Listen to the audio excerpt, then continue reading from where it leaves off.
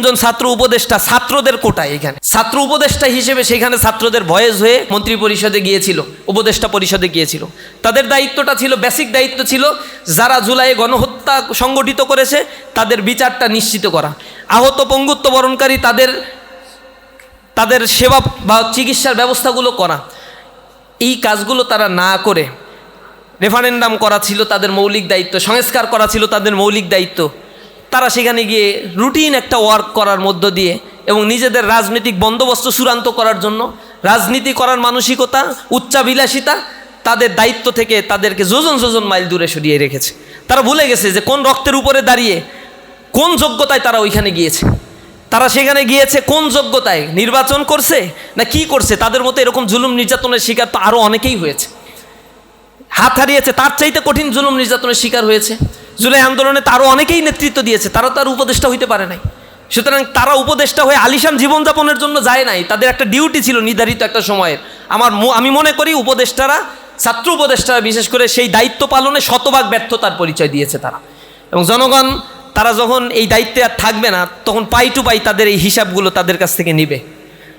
বিদায় নেওয়ার পরে জনগণ তাদের কম্প্যারিজন বুঝতে পারবে, কি অবস্থা ছিল আগে, কিভাবে থাকতো আর এখন কিভাবে থাকে, কোন অবস্থার পরিবর্তন হয়েছে, এগুলোর কম্প্যারিজন জনগণ তখন তাদের কাছ থেকে আদায় করে নেবে। আমরা আশা করি বাংলাদেশটা পরিবর্তন হবে, দুর্নীতি মুক্ত হবে। নিরন্ন বস্ত্রহীন মানুষের হাহাকারে এখনও আকাশ বাতাস প্রকম্পিত হচ্ছে। লক্ষ কোটি মানুষ এখনও দারিদ্র সীমার নিচে বসবাস করছে। এখনও পর্যন্ত ব্যবসার ফ্রি একটা এনভায়রনমেন্ট ক্রিয়েট করা সম্ভব হয় নাই।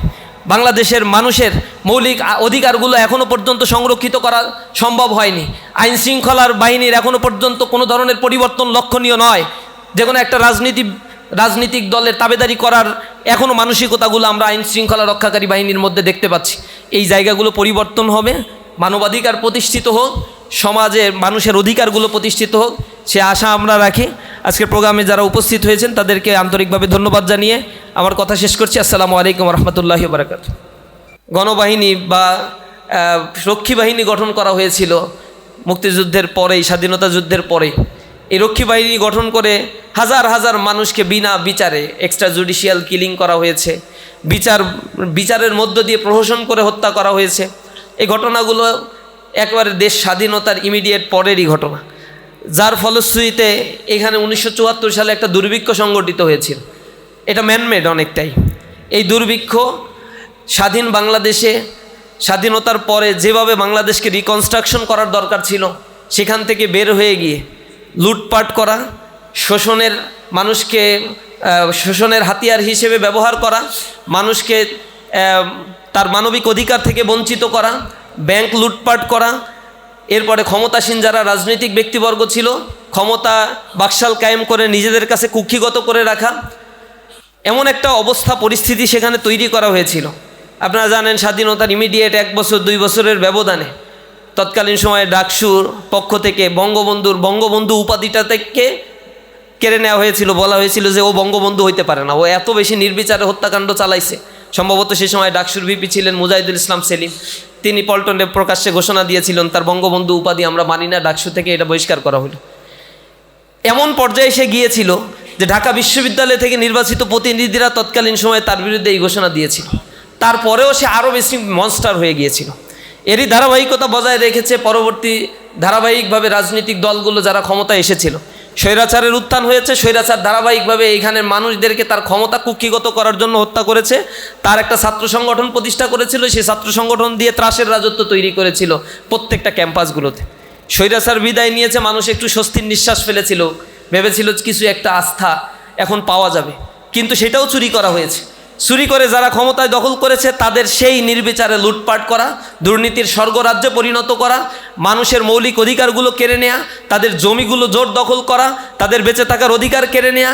যখন কোনো রাজনীতিবিদদের বিরুদ্ধে কথা বলে, রাষ্ট্রের ব্যাপারে কথা বলে, রাষ্ট্রের অন্যায় অবিচারের বিরুদ্ধে কেউ কথা বলছে, তাদেরকে আয়নাঘরে নিয়ে যাওয়া হয়েছে, বিচার বহির্ভূত হত্যা করা হয়েছে, পুলিশের হেফাজতে নিয়ে হত্যা করা হয়েছে। এগুলো আমাদের চিরায়িত একটা স্বভাবে পরিণত হয়েছে।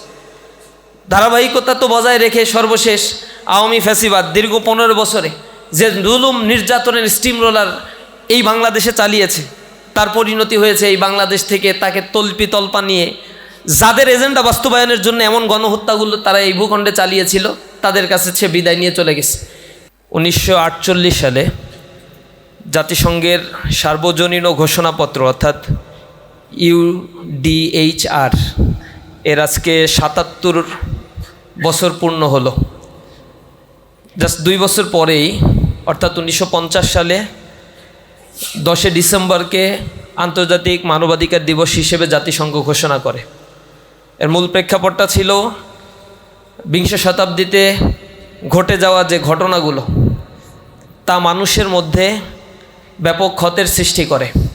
বিশেষ করে প্রথম বিশ্বযুদ্ধ, দ্বিতীয় বিশ্বযুদ্ধে কোটি কোটি বনি আদমকে নির্বিচারে হত্যা করা হয়। অক্ষশক্তি কর্তৃক এই হত্যাযজ্ঞ শুরু করা হলেও পরবর্তীতে মিত্রশক্তিরা চতুর্মুখী আঘাত করে বিভিন্ন জায়গায় বাফার স্টেট তৈরি করে জাতিগত নিধন, যেটা এই ইথনিক ক্লিনজিং সংগঠিত করেছিল, জেনোসাইড ঘটিয়েছিল।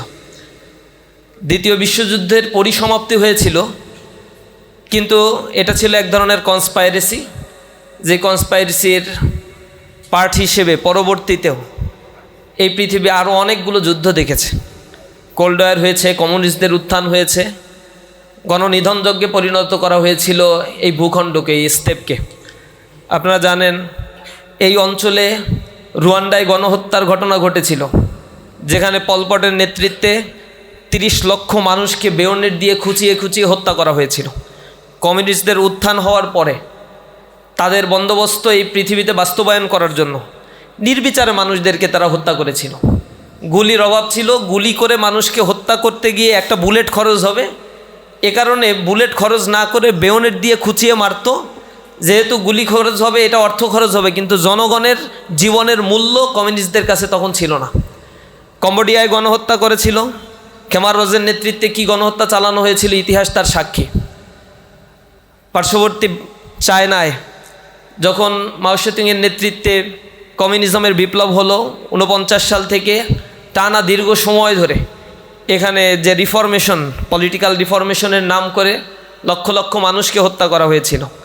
এরপরে কালচারাল রিফর্মের নাম করে 1976 পর্যন্ত প্রচুর মানুষকে এখানে হত্যা করা হয়েছিল। এর পাশাপাশি আলবেনিয়াতে আপনারা হয়তো ইতিহাস পড়েছেন, সেখানে কমিউনিজমের বিংশ শতাব্দীর মাঝামাঝি সময়ে উত্থান হওয়ার পরে হাজার হাজার লক্ষ লক্ষ মানুষকে তারা হত্যা করেছে। যত মসজিদ নির্মাণ করা হয়েছিল তৎকালীন সময়ে সব মসজিদগুলোকে ভেঙে গুড়িয়ে দিয়ে গুদামঘর তৈরি করা হয়েছে, অথবা বার, ড্যান্স ক্লাব এগুলোতে রূপদান করা হয়েছিল।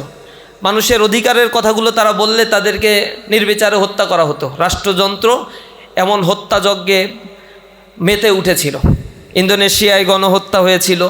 বিংশ শতাব্দীর হিসেব করলে দেখা যায় দ্বিতীয় বিশ্বযুদ্ধের পরেও এই ভূখণ্ডে, এই পৃথিবীতে অন্তত 13টি বড় বড় দুর্ঘটনা ঘটেছিল, যার মধ্য দিয়ে কয়েক কোটি মানুষ পৃথিবী থেকে বিদায় নিতে বাধ্য হয়েছিল।